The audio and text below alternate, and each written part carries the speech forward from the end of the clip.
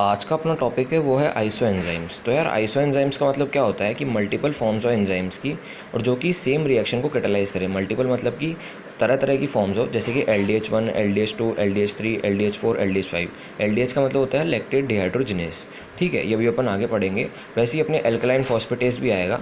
तो इसमें iso enzyme का मतलब डेफिनेशन में क्या है, multiple forms of enzymes catalysing same reaction, यानी कि सेम रिएक्शन को कैटालाइज करें। कैटालाइज का मतलब कि रेट ऑफ वेलोसिटी बढ़ा रहे हैं उस रिएक्शन की, और बाकी मल्टीपल फॉर्म्स ऑफ एंजाइम्स है।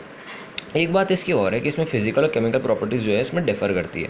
अब पहली बात आती है, वो आती है अपने LDH के आइसो एंजाइम। तो LDH के आइसो एंजाइम का मतलब क्या है यार, कि लैक्टिक एसिड जो है पायरुविक एसिड में कन्वर्ट हो रहा है, और ये किसके द्वारा हो रहा है, वो हो रहा है LDH के द्वारा। यानी कि अपना लैक्टिक एसिड पायरुविक एसिड के द्वारा कन्वर्ट हो रहा है और किसके द्वारा हो रहा है, LDH के द्वारा। स्ट्रक्चर में क्या है, इसमें दो तरह की सब यूनिट पाई जाती है, H और M।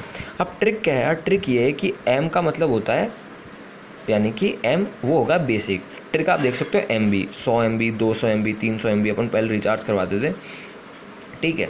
या आप देखते भी होंगे फ़ोन में, अपन यूट्यूब में अपन कई बार फाइल अपन डाउनलोड करते हैं। H का मतलब हो जाएगा एसिडिक, ठीक है। अब H का मतलब एक बात और है, H का मतलब हार्ट में पाया जाता है, और M का मतलब है वो चीज़ मसल में पाई जाती है। अब अपन बात करेंगे इसकी क्लिनिकल सिग्निफिकेंस थी। तो क्लिनिकल सिग्निफिकेंस की अगर मैं बात करूँ तो LDH1 जो है, जो कि H4 सब यूनिट का बना हुआ है, और LDH5 जो है वो M4 सब यूनिट का बना हुआ है। तो LDH1 चूँकि H है तो हार्ट मसल में पाया जाएगा, M है तो स्केलेटल मसल में पाया जाएगा। मसल में पाया जाएगा मतलब मसल का मतलब स्केलेटल, स्मूथ, कार्डियक, तीन तरह की मसल होती है ना अपनी। तो LDH1 जो होगा वो इनहिबिट हो जाएगा पायरुवेट के द्वारा, और LDH5 जो होगा वो इनहिबिट होगा पायरुवेट के द्वारा, लेकिन सबसे मिनिमल होगा।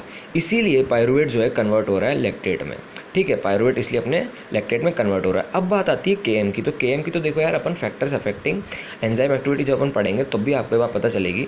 तो बेसिकली क्या है, LDH5 जो है उसकी लो KM है, LDH1 की जो है हाई KM है, ठीक है। जिसकी KM ज़्यादा होगी उसकी एफिनिटी कम होगी, जिसकी एफिनिटी ज़्यादा होगी उसकी KM कम होगी, ठीक है।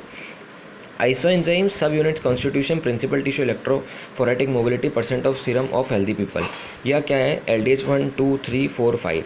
अब एक ट्रिक क्या है, H4 H3 H2 H1 H0। दोबारा सुनना, यही है जो मेन ट्रिक जो है, अगर आप ये लिख के आओगे तो एग्जाम में बहुत अच्छा लगेगा। H4 H3 H2 H1 और H0। अब इसमें क्या करना है आपको, उल्टा M0 M1 M2 M3 और M4, ठीक है। समझ में आ गया, H4 H3 H2 H1 और H0, M4 M3 M2 M1 और M0। हार्ट एंड RBC पाया जा रहा है fastest, faster, fast, slow, slowest. दोबारा बता रहा हूँ, fastest, faster, fast, slow, slowest, ठीक है।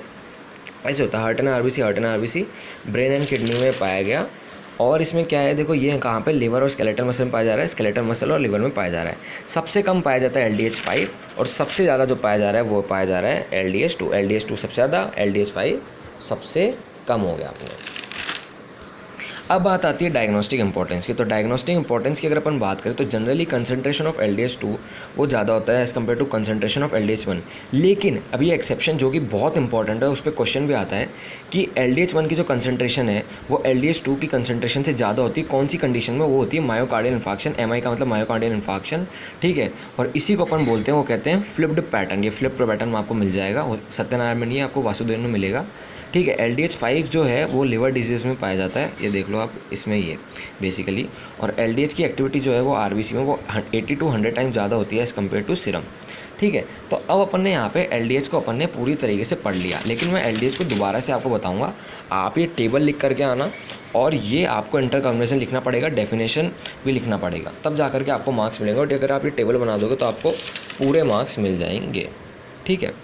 बाकी आप डायग्नोस्टिक इंपॉर्टेंस भी लिख दोगे तो भी आपको मार्क्स मिल जाएंगे।